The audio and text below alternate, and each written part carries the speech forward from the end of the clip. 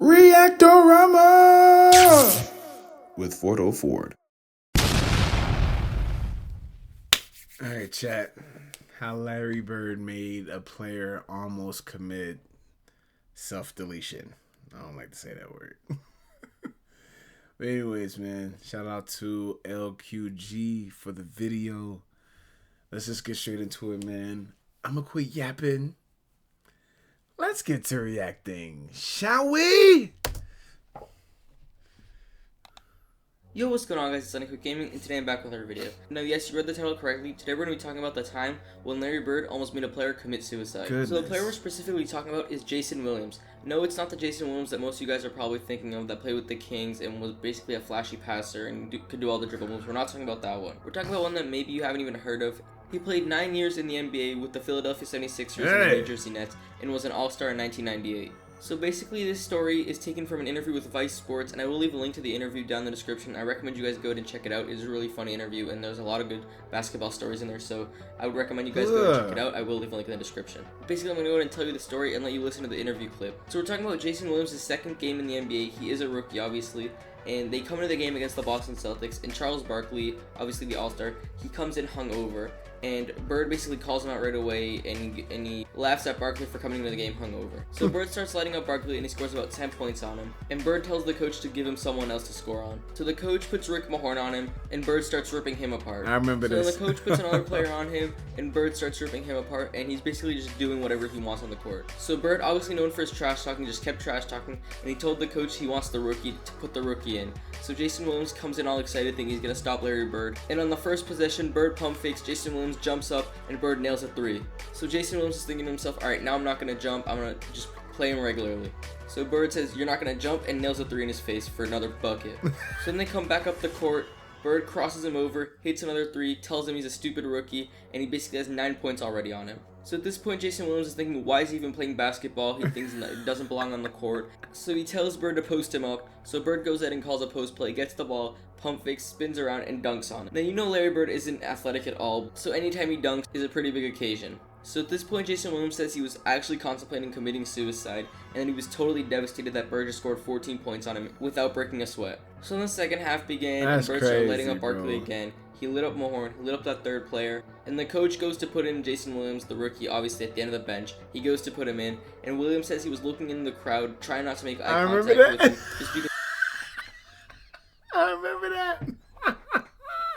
he didn't want to get in the game and face Bird again. So that is it for this story. I'm going to go and let you listen to the interview part of what he said there. And again, go and check out the rest of the interview. It is really interesting. And yeah, thank you guys so much for watching. Make sure you leave a like if you want more NBA stories and more NBA history like that. And also make sure you subscribe to the channel to catch all the new content. I do upload what ifs, NBA lists, like top 10s, and more NBA history. So I really think you guys should subscribe. We're on the road to 15,000 subscribers, and we are getting close. So thank you guys so much for watching, and enjoy the interview. Peace. Then I got a chance to play against Larry Bird. And I knew everybody in Knickerbocker, all the Irish Catholic Italians were going to be watching, all the brothers and black and brown people going to be watching on this side. I was like, all right, second game in the NBA. Here we go, baby, showtime. So I get there, and Charles Barkley comes to the game hungover, you know? You could smell it on him. Boy smells like a sailor, man, like possum nuts, you know?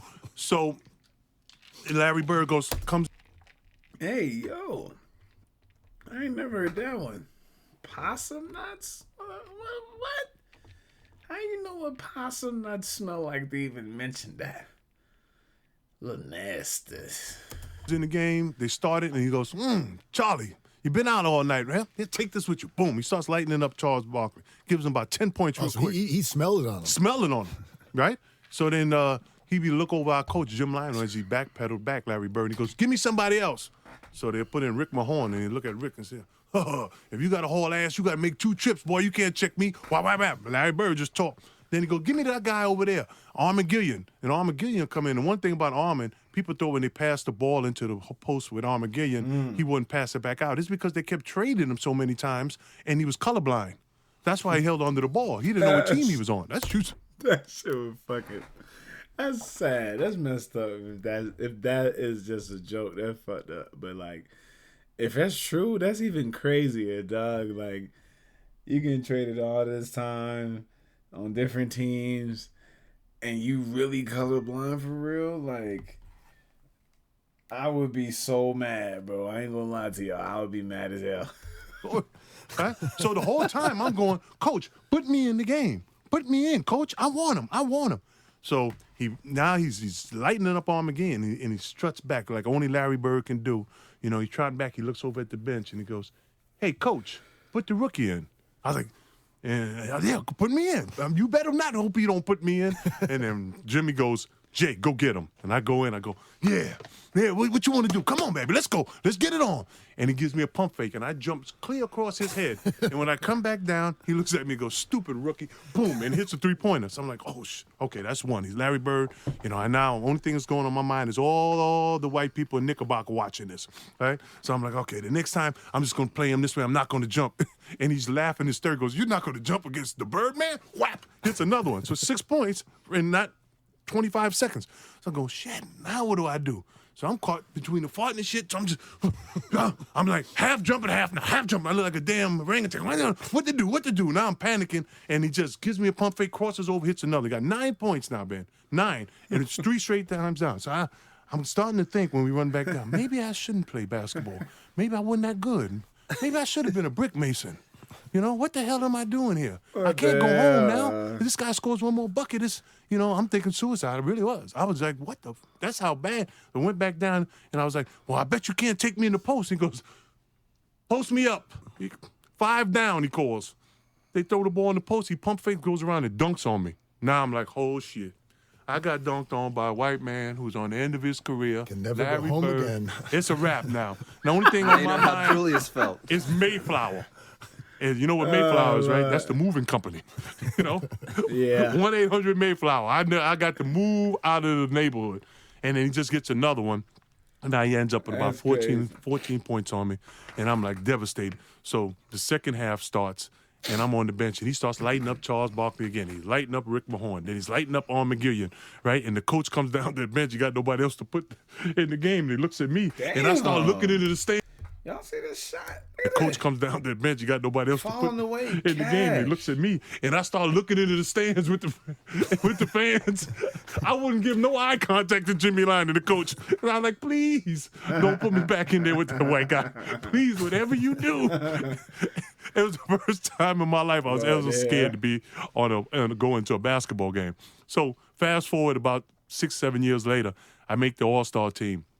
And he's our coach. And when you make the All-Star team, you go in and they have your minutes on because our Eagles are so big and people think there's coaching that goes on in that game. Oh, in the NBA, there's really no coaching. The NBA is 80% personnel. That's your team. 10% coaching, 10% luck.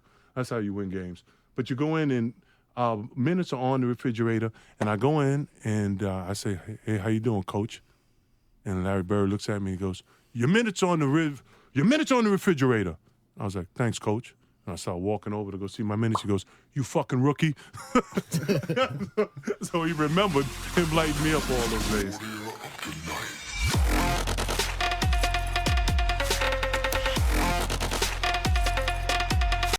W video, man. W video. Go ahead, comment your favorite part of the video, man. Like it up, like it up, like it up, like it up, like it up. Subscribe, bro. We on the way to 2K, man. I'd love to do another giveaway for y'all. We're doing a bunch of basketball reactions here. So tell a friend to tell a friend. Let's react to some basketball. All right? Peace and love, man. I'll catch y'all on the next one, bro.